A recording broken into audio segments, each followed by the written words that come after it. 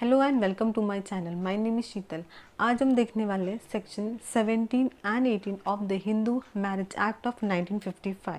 Now इस act के section 1 से लेके सेक्शन 16 तक का एक्सप्लेनेशन मैंने ऑलरेडी दिया हुआ है। अगर आपने नहीं देखा तो मेरे चैनल पे जाके उसे चेक कर लीजिए। So let's start today's video with section 17 and 18। Section 17 of the Hindu Marriage Act of 1955. It speaks about punishment of bigamy. Any marriage between two Hindus solemnized after the enactment of this act is void if at the date of such marriage either party had husband or wife living, and the procedure of section 494 and 495 of the Indian Code will be applicable. Section का meaning है कि जो भी शादी दो हिंदू के बीच में हो रही है, यहाँ पे लिखा है कि कोई भी दो हिंदू की शादी अगर होती है तो वो according to Hindu marriage act of 1955 के अकॉर्डिंग और सेक्शन 5 में जो टर्म्स दिए गए हैं उसी के अकॉर्डिंग होनी चाहिए। लेकिन अगर दोनों हिंदू की शादी होती है और वो शादी जो इस एक्ट के निकलने के बाद हुई हो, यानी कि इस सेक्शन के ये जो सेक्शन है, ये जो एक्ट है, इस एक्ट के निकलने के बाद जो भी हिंदूज की शादी हुई है उन्हीं को ये सेक्शन लागू होगा। पहले के जो सेक्शन है वो ऑलमोस्ट सभी को लागू होते हैं जिनकी शादी इस एक्ट के निकलने के बाद हुई हो या फिर पहले हो चुकी हो। लेकिन ये जो सेक्शन है, सेक्शन 17, ये सिर्फ और सिर्फ उनको लागू होता है जिनकी शादी जो है इस एक्ट के निकलने के बाद होती है। नाउ वो शादी वॉइड हो जाएगी। मीन्स क्या, अगर दो हिंदू के बीच में शादी हो रही है और अगर उन दोनों में से एक का भी ऑलरेडी शादी हो चुकी है तो वो जो मैरिज है वो वॉइड हो जाएगी। ये लिखा है इस सेक्शन 17 में। अब इसके सेकेंड पार्ट में लिखा है कि provision of the section 494 and 495 will be applicable. यानी कि इसमें क्या लिखा है, 494 में लिखा है कि अगर किसी इंसान की ऑलरेडी शादी होती है और दोबारा उसकी शादी हो रही है तो उस बाइगमी के लिए उसको सज़ा है, इम्प्रिजनमेंट है 7 ईयर्स का और फाइन भी है। फाइन उसमें लिखा नहीं है, सज़ा लिखी है 7 ईयर्स इम्प्रिजनमेंट। और सेक्शन 495 में ये लिखा है कि अगर जो ये सेकेंड शादी हो रही है उसमें अगर फैक्ट छुपाया हो, for example A and B है, A is boy, B is a girl, तो ए ने अपनी पहली शादी का फैक्ट जो है वो बी से छुपाया हुआ है, मतलब ये चीटिंग भी होती है, ये चीटिंग का और फ्रॉड का केस भी है। तो इन चीज़ों में अगर आपने फैक्ट को छुपाया है और धोखे से शादी हो रही है और सामने वाले को आपने धोखे में ही रखा है, 10 ईयर्स का इम्प्रिजनमेंट है और विथ फाइन है। तो ये लिखा है section 494 and 495 of Indian penal code. एक केस लॉ देखेंगे, इसका नाम है चंद्रपाल वर्सेस केशवदेव। ये केस डिसाइड हुआ था इन द ईयर 1989। इस केस में डिसाइड हुआ था कि पहले तो क्वेश्चन था दैट कि ये जो सेक्शन 17 है ये हमारे कॉन्स्टिट्यूशन के आर्टिकल 21 का वायलेशन है या नहीं। लेकिन इस केस में जजमेंट दिया है कि जो सेक्शन 17 है वो हमारे कॉन्स्टिट्यूशन के आर्टिकल है 21, उसका वायलेशन नहीं है।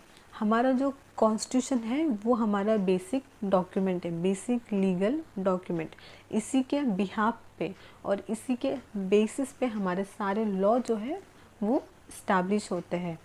तो कोई भी लॉ यानी कि इन फ्यूचर का जो भी सेक्शन होगा वो उस डॉक्यूमेंट के अगेंस्ट नहीं होना चाहिए। यानी कि मेन रूल क्या है, कॉन्स्टिट्यूशन है। तो ये लिखा था इस केस लॉ में। So next section 18। Section 18 of the Hindu marriage act of 1955 speaks about punishment for contraventing of certain terms for a Hindu marriage. इसमें लिखा है every person who procures a marriage of himself or herself to be solemnized under this act in violation of the terms specified in clause 3, 4 and 5 of the section 5 of this act shall be punishable.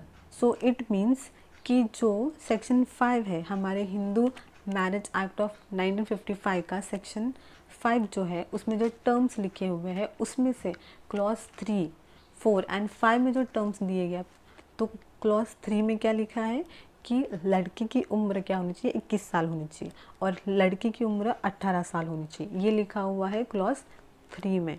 Clause 4 में क्या लिखा है कि under degree of prohibited relationship आपकी शादी नहीं हो सकती। अब इसका मीनिंग मैंने ऑलरेडी दिया है, अगर आपको जानना है तो आप जाके वहाँ पे देख लीजिए। और फिर उसमें आता है सपिंडर रिलेशनशिप, इसका भी एक्सप्लेनेशन मैंने ऑलरेडी दिया हुआ है, तो वो भी आप जाके चेक कर लीजिए। तो फिर जब भी दो हिंदू के बीच शादी होगी तो वो अकॉर्डिंग टू दिस एक्ट होनी चाहिए और अकॉर्डिंग टू सेक्शन 5 होनी चाहिए। लेकिन अगर सेक्शन 5 में जो भी क्लॉजेस और टर्म्स है अगर उसका उल्लंघन होता है तो नीचे दी हुई सज़ा उनको दी जाएगी, ऐसा इसमें लिखा है। तो इसमें क्या है, 2 क्लॉज आते हैं। सो फर्स्ट आएगा ए, फिर सेकेंड बी। तो लेट्स सी क्लॉजेस में क्या लिखा हुआ है।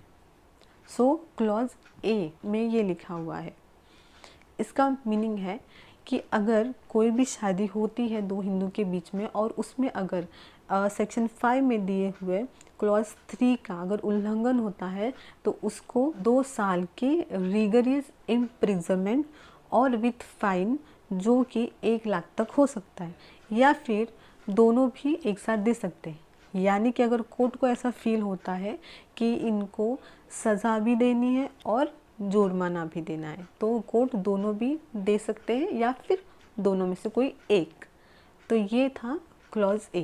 अब क्लॉज बी में ये लिखा है, इसका मीनिंग है कि अगर कोई भी शादी हो रही है दो हिंदू के बीच में अकॉर्डिंग टू दिस एक्ट, तो अगर उसमें सेक्शन 5 के क्लॉज 4 एंड 5 का अगर उल्लंघन होता है तो उसको जो है सिंपल इम्प्रिजनमेंट होगी 1 मंथ की और फाइन जाएगा 1000 तक।